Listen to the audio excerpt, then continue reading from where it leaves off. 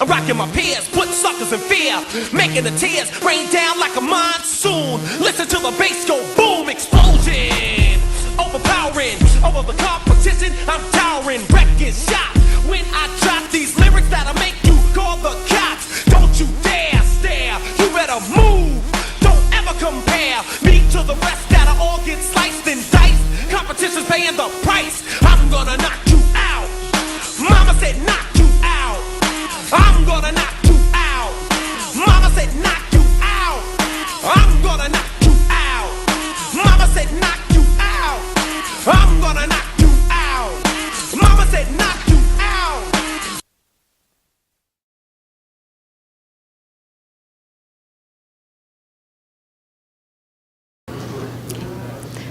Hi, this is Amy Hart, and I'm coming to you live with Floyd Mayweather. How are you doing? How you doing? Good. So good to see you again. Thank you. I really, really appreciate it. I have waited all day to talk to you. It has been a long day for sure. Well, you look really fantastic out there. How are you feeling? I feel great. Training camp has went tremendous. I feel good mentally, physically.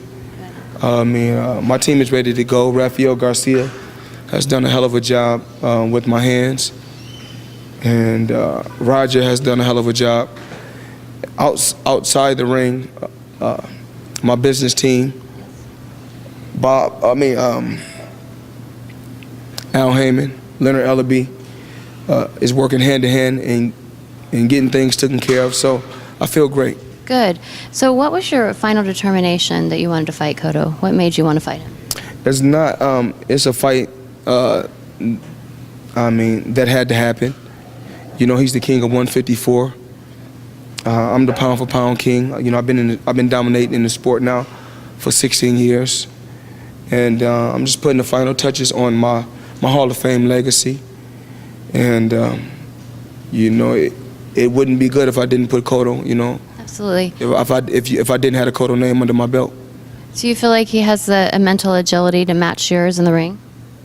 I don't feel no fighter has the mental or physical agility to match Floyd Mayweather. There's a difference between being God-gifted and talented. Cotto is a talented fighter, but I'm God-gifted. There's a difference. And you know, as the media and everybody can see, no athlete works harder than Floyd Mayweather. I mean, you know, I'm not finished working out for the day. I'm just getting started.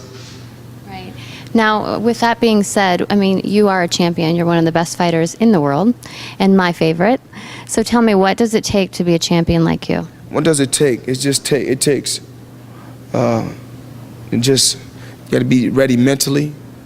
And in boxing, you got to have a great chin, tremendous heart, and you know, you got to want to have people that take care of business outside the ring, that handle business for you. They got to be, Have your back? No, they got to be ready, because, you know, in the sport of boxing, it's a roller coaster ride. So the team outside of boxing that you choose have to be ready for this. Right. What did you think about that statement that Cotto's coach said, that no man is invincible, or that men are only invincible in movies? And do you think that he was kind of saying that towards you?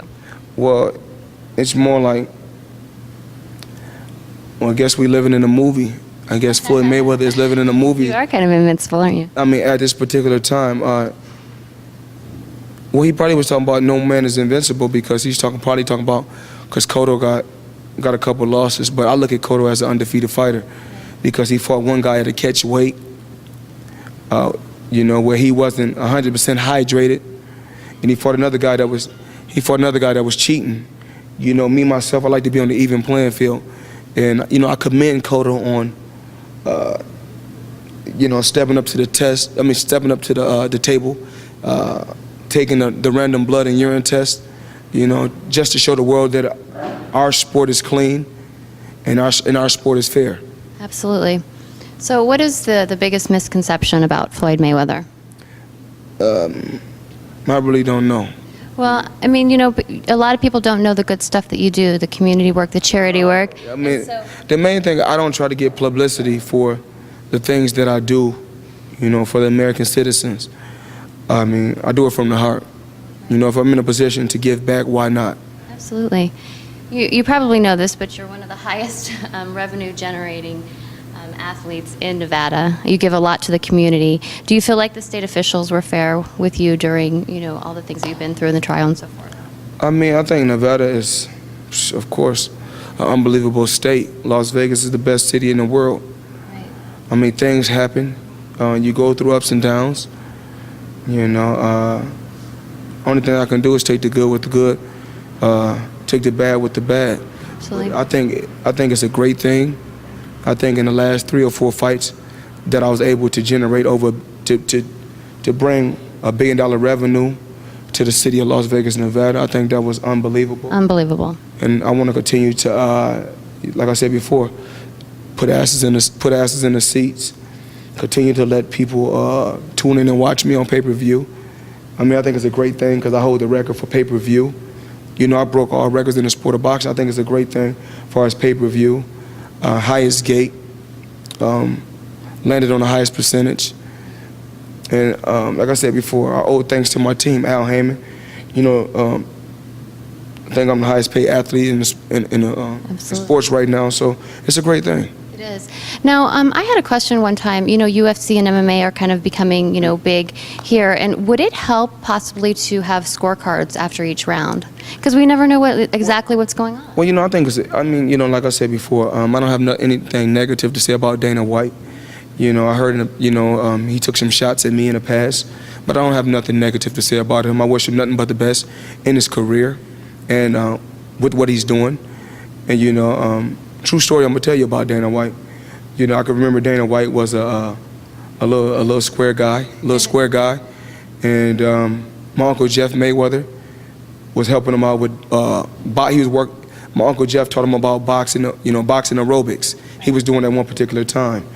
Then luck can sometimes fall on our side. He was lucky enough to meet the Fertittas. Then he got involved with the MMA.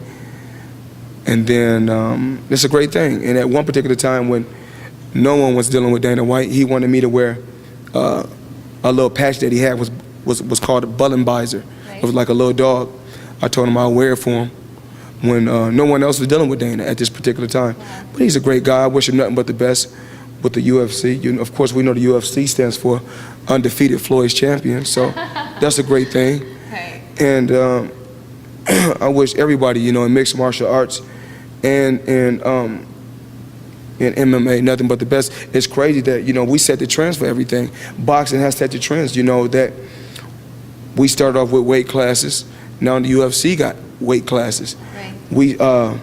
We started off with large, I'm saying as far as, we started off on pay-per-view first. So, and like I said, we had belts first. And so we was, we laid the blueprint from the beginning. Boxing has laid the blueprint, but it's not a good thing. It's a great thing. I feel that, I don't know what those guys, are making, but I wish them nothing but the best. Absolutely. I mean, I'm in the sport right now, and I can't say a particular number that I'm making. Right.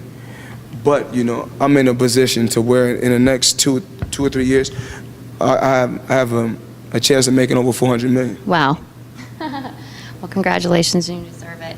Let me ask you a question. Now, obviously, we are focused on this fight, all right? And I just don't understand why people just can't let you focus on the fight that you're fighting. Everyone is talking about the Pacquiao thing. But can I ask you one quick question? Do you think maybe that you owe it to your fans and the sport of you talking boxing? about everybody else, you asking the same thing. But I'm asking because. But you asking the same thing everybody else asking. But you're my favorite, and I want to see you fight him. Well, because I know you could beat him. But I'm saying. I don't want to see no fight. I don't want to see no fight where I know a fighter can beat another fighter. I don't. Right. I want to be able to watch a fight where I know that he a good fighter, I want to see the two fight. Yeah. And my main focus right now is Miguel Cotto. Absolutely. I mean, Pacquiao had a chance to step up to the table to make this fight happen. Yeah. I mean, I've been dominating since the 90s. Where was Manny Pacquiao then? All of a sudden, a guy just come out of nowhere, out of nowhere, and just blow up huge. But I wish him nothing but the best. Yeah. Okay. You know, my main focus right now is Miguel Cotto. Absolutely, and that's what we want to focus on. Now, just tell me, I mean, obviously there's a time limit for everything and being an athlete in your career. Do you feel like you're at your very best right now, or do you think there's more to come?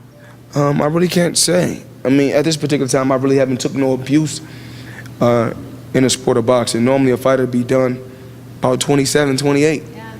You know, I'm still going strong. I still feel good, and I'm still going out there putting on great performances. Absolutely. You know, it's always an excuse. I mean, you know, when I fought Shane Mosley, he had just came off his biggest and best victory against Antonio Margarito. When I fought him, right after he fought Margarito, when I fought him, they say he was over the hill. But then after I beat Shane, then Pacquiao fights him after I beat him. You know, after Shane beats Antonio Margarito, then Pacquiao fights Antonio Margarito. After Antonio Margarito beats Miguel Cotto, then Pacquiao fights Cotto after he's a beaten fighter. After I beat De La Hoya at a weight that De La Hoya chose when he was hydrated, and he chose my gloves. After I beat De La Hoya, then he fight him a year later at a catch weight. Pacquiao fights him a year later at a catch weight.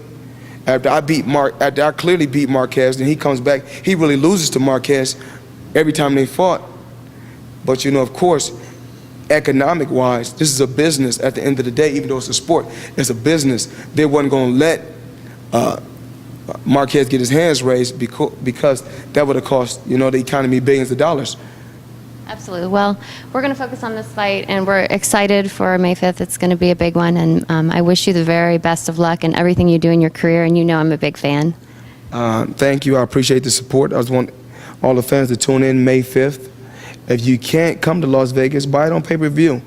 I mean, you got Miguel Cotto. I mean, a solid Puerto Rican champion with a strong boxing background. Myself, I've been in the sport 16 years now. I'm still going hard. And May 5th, blood, sweat, and tears, the Ring Kings. Right on. Well, I will see you there ringside. Thank you.